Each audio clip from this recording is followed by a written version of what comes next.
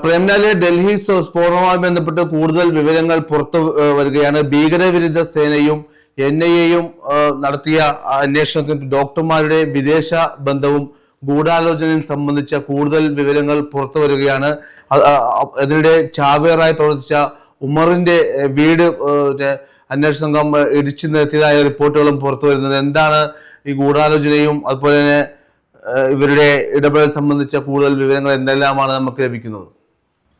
തുഫൈൽ, ഇവര് വിദേശ ബന്ധമുണ്ട് എന്നുള്ളത് സ്ഥിരീകരിക്കപ്പെട്ടു കഴിഞ്ഞു.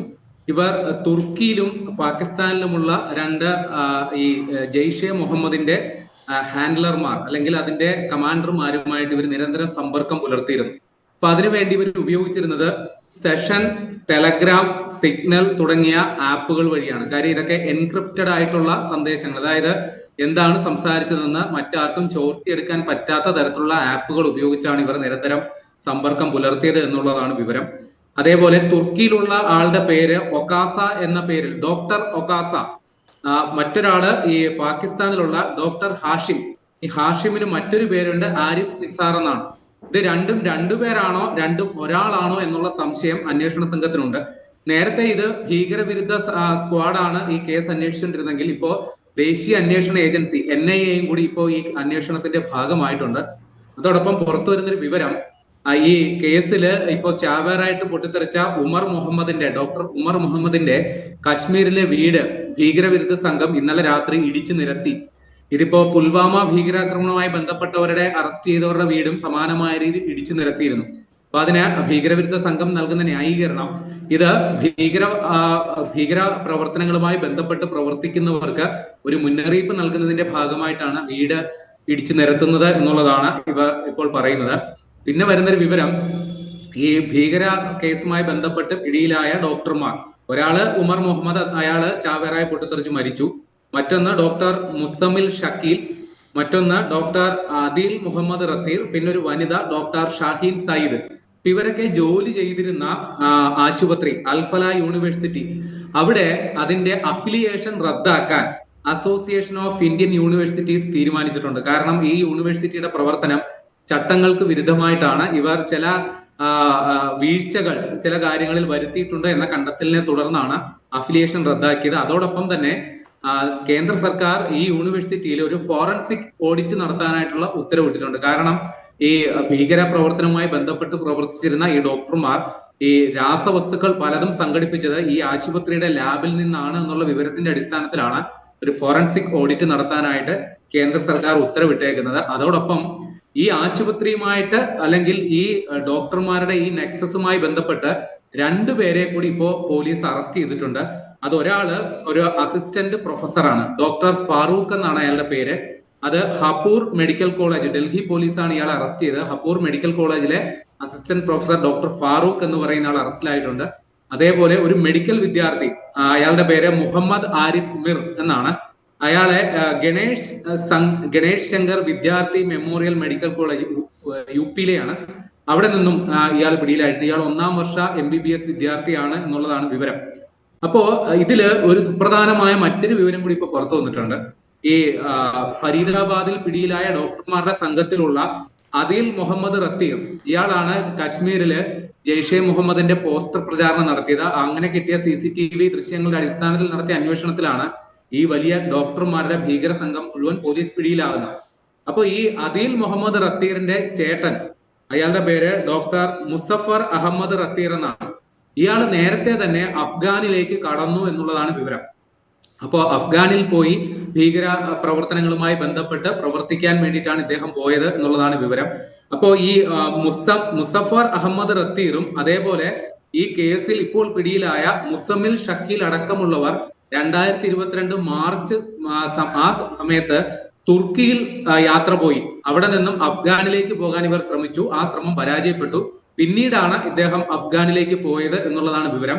അപ്പോൾ ഈ അഫ്ഗാനിലോട്ട് പോകാൻ ഇയാൾ കണ്ടെത്തിയ ന്യായീകരണം പൂർണ്ണമായ ഇസ്ലാമികമായ ഒരു രാഷ്ട്രത്തിൽ തനിക്ക് പ്രവർത്തിക്കണം എന്ന് കണ്ടുകൊണ്ടാണ്. അതേപോലെ ഈ അഫ്ഗാനിലേക്ക് പോയ ഈ മുസഫർ അഹമ്മദ് റത്തീർ എന്ന് പറയുന്നയാൾ സ്ഫോടക വസ്തുക്കളടക്കം നിർമ്മിക്കാനും കൈകാര്യം ചെയ്യാനും അടക്കമുള്ള പരിശീലനം സിദ്ധിച്ച ആളാണ് എന്നുള്ള വിവരവും ഇപ്പോൾ വന്നിട്ടുണ്ട്.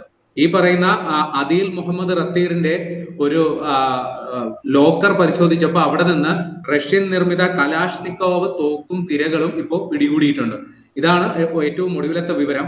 അതേസമയം ഇവര് ഈ സ്ഫോടക വസ്തുക്കൾ അത് ഇവര് ഈ വളം അല്ലെങ്കിൽ മറ്റ് രാസവസ്തുക്കളൊക്കെ ശേഖരിച്ചത് ഏതാണ്ട് 3 മുതൽ 4 മാസം വരെയുള്ള പ്രയത്നത്തിന്റെ ഫലമായിട്ടാണ് എന്നുള്ളതാണ് കണ്ടെത്തിയത്. ഇതിനു വേണ്ടിയിട്ട് ഏകദേശം 20 ലക്ഷം രൂപ സമാഹരിച്ചു. ആ തുകയിലേറെയും ഈ കൂട്ടത്തിലുള്ള വനിത ഷാഹിൻ സയ്യിദിന്റെ വ്യക്തിപരമായ സമ്പാദ്യമാണ് ഏറെക്കുറെ ഈ പണം എന്നുള്ളതാണ് കണ്ടെത്തിയേക്കുന്നത്. അതില് ഈ മുസമ്മിൽ ഷക്കീൽ ഗനായ് എന്ന് പറയുന്ന ഒരാൾ, ഇയാളാണ് ഏറ്റവും കൂടുതൽ തവണ ഈ രാസവസ്തുക്കൾ കിട്ടാൻ വേണ്ടിയിട്ട് നിരന്തരമായി, അതായത് NPK എന്നുള്ളതാണ് ഒരു വളമാണ്. അതായത് നൈട്രജൻ, ഫോസ്ഫറസ്, പൊട്ടാസ്യം. ഇത് ചെടികളുടെ വളർച്ചയ്ക്ക് വേണ്ടി ഉപയോഗിക്കുന്ന ഒരു വളമാണ്. പക്ഷെ ഇതിനെ ഒരു സ്ഫോടക വസ്തുവായിട്ട് പരിവർത്തനപ്പെടുത്താവുന്ന സംഗതിയും കൂടിയാണ്. അപ്പൊ ഇത്തരത്തിലുള്ള NPK 2600 കിലോഗ്രാം ഇവർ സമാഹരിച്ചു എന്നുള്ളതാണ് വിവരം. അതേപോലെ ammonium nitrate 1000 kilogram. Ammonium nitrate ഉഗ്ര സ്ഫോടക ശേഷിയുള്ള ഒരു രാസവസ്തുവാണ്, അതും ഒരു വളമാണ്. അങ്ങനെ ഇത്രയും വലിയ ക്വാണ്ടിറ്റിയിൽ ഇവര് സമാഹരിച്ചത് ഇതില് ഈ ഹരിയാനയിലെ നൂഹ് അല്ലെങ്കിൽ ബസായി മിയോ എന്ന് പറയുന്ന ഒരു ഗ്രാമം, ഹരിയാനയിലെ നൂഹിലെ ബസായി മിയോ എന്ന് പറയുന്ന ഗ്രാമത്തിൽ ചെന്നിട്ട് ഇവര് ഫാം ഹൗസ് ഉടമകളാണ് എന്ന് പറഞ്ഞ് തെറ്റിദ്ധരിപ്പിച്ചാണ് ഇത്രയും അളവില് ഈ വളം കൈക്കലാക്കിയത്. 3 ലക്ഷം രൂപയുടെ ഇതേപോലെയുള്ള വളവും അമോണിയം നൈട്രേറ്റും അടക്കം ഇവർ പല പ്രാവശ്യമായിട്ട് പോയി ഇത്രയും വളം അല്ലെങ്കിൽ ഇത്രയും രാസവസ്തുക്കൾ സമാഹരിച്ചു എന്നുള്ളതാണ് വിവരം. അപ്പൊ ഇപ്പോ 2 പേർ പിടിയിലായതിനും കൂടാതെ ഒരാളെ കാണാതായിട്ടുണ്ട്, ഇവിടെ നിന്ന് മുങ്ങിയിട്ടുണ്ട്. അപ്പൊ അയാളെ കണ്ടെത്തുന്നതിന് വേണ്ടിയിട്ട് പോലീസ് ഇപ്പോ റെഡ് സർക്കിൾ നോട്ടീസ് പുറപ്പെടുവിച്ചിട്ടുണ്ട്. അയാളുടെ പേര് നിസാർ ഉൽ ഹസൻ, ഡോക്ടർ നിസാർ ഉൽ ഹസൻ എന്നാണ്. ഇയാള് ഇപ്പോ ദുബായിലേക്കാണ് കടന്നിരിക്കുന്നത് എന്നുള്ളതാണ് വിവരം. അയാൾക്ക് വേണ്ടിയിട്ടാണ് ഇപ്പൊ റെഡ് കോർണർ നോട്ടീസ് പോലീസ് പുറപ്പെടുവിച്ചിരിക്കുന്നത്. പിന്നെ ഈ കേസുമായി ബന്ധപ്പെട്ട് പിടിയിലായ ഒരാള് ഇർഫാൻ മൗലവി എന്ന് പറയുന്ന ഒരാളാണ്. അയാള് കശ്മീർ കേന്ദ്രീകരിച്ച് പ്രവർത്തിക്കുന്ന ഒരു മതപ്രഭാഷകനാണ്.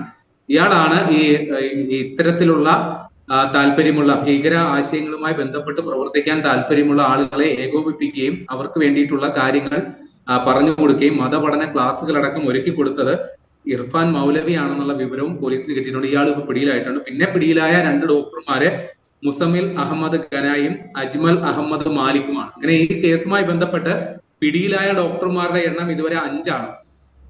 മറ്റൊരാള് പൊട്ടിത്തെറിച്ച് മരിക്കുകയും ചെയ്തിട്ടുണ്ട്. അപ്പോൾ ഇതുമായി ബന്ധപ്പെട്ട് മൊത്തം കാശ്മീരിലടക്കം ഏതാണ്ട് 10-ലധികം പേരെ സംശയാസ്പദമായി ചോദ്യം ചെയ്യുന്നതിന് കസ്റ്റഡിയിൽ എടുത്തിട്ടുണ്ട് എന്നുള്ളതാണ് വിവരം. അപ്പോ ഈ കേസില് ഇനിയും ചുരുളഴിയാത്ത നിരവധി വസ്തുതകളുണ്ട്. കാര്യം ഇത്രയും അളവിൽ സ്ഫോടക വസ്തുക്കൾ ശേഖരിച്ചെങ്കിൽ അന്വേഷണ സംഘം ഇപ്പോൾ കരുതുന്നത് 4 നഗരങ്ങളിൽ ഒരേ സമയം സ്ഫോടനം നടത്താനായിട്ടാണ് ഇവർ പദ്ധതിയിട്ടത്. അപ്പൊ ഇതിനു വേണ്ടി സ്ഫോടനം നടത്തുന്നതിന് വേണ്ടിയിട്ട് 8 ചാവേറുകളെ സജ്ജമാക്കിയിരുന്നു എന്നുള്ള വിവരവും വരുന്നുണ്ട്. അപ്പൊ 4 നഗരങ്ങളിൽ 2 വീതം, അങ്ങനെ ഒരേ സമയം 8 സ്ഫോടനങ്ങൾ നടത്താനായിട്ടുള്ള പദ്ധതിയാണ് ഇവർ ഒരുക്കിയിരുന്നത് എന്നുള്ളതാണ് വിവരം. അപ്പൊ അതിനു വേണ്ടിയിട്ട് നിരവധിയായ വാഹനങ്ങൾ, അതായത് സെക്കൻഡ് ഹാൻഡ് പഴയ വാഹനങ്ങളാണ് ഇവർ സംഘടിപ്പിച്ചുകൊണ്ടിരുന്നത്. ഇപ്പൊ ചാവേറായിട്ട് പൊട്ടിത്തെറിച്ച ഉമർ മുഹമ്മദിന്റെ പേരിലുള്ള 2 വാഹനങ്ങൾ ഇതിനോടകം തന്നെ അന്വേഷണ സംഘം കണ്ടെത്തിയിട്ടുണ്ട്. അതോടൊപ്പം തന്നെ ഈ മുസമ്മിൽ ഷക്കീലും അതേപോലെ ഷാഹിൻ സയ്യിദ് എന്ന് പറയുന്ന വനിതയും ഉപയോഗിച്ച വാഹനങ്ങളും ഇപ്പോ പോലീസിന്റെ കസ്റ്റഡിയിലാണ്. അതിൽ ഈ ഉമർ മുഹമ്മദ് ഉപയോഗിച്ച് എന്ന് കരുതുന്ന ഒരു ചുവന്ന കളർ ഫോർഡ് അതിന്റെ വണ്ടി, ചുവന്ന കളർ എക്കോസ്പോർട്ട് എന്ന പേരിലുള്ള വണ്ടിയാണ് ഏറെക്കുറെ ഈ സ്ഫോടക വസ്തുക്കൾ പലയിടങ്ങളിലോട്ട് കൈമാറ്റം ചെയ്യാൻ വേണ്ടി ഉപയോഗിച്ചത് എന്നുള്ള വിവരവും ഇപ്പൊ അന്വേഷണ സംഘത്തിന് കിട്ടിയിട്ടുണ്ട്. ഏതായാലും ഇത് വിദേശത്തടക്കം വേരുകളുള്ള ഒരു കേസായതിനാൽ വിപുലമായ അന്വേഷണമാണ് നടത്തുന്നത്. ഇതുമായി ബന്ധപ്പെട്ടുള്ള കൂടുതൽ വിശദാംശങ്ങൾ വരുന്ന ദിവസങ്ങളിൽ അന്വേഷണ സംഘം പുറത്തുവിടും എന്നാണ് കരുതേണ്ടത്.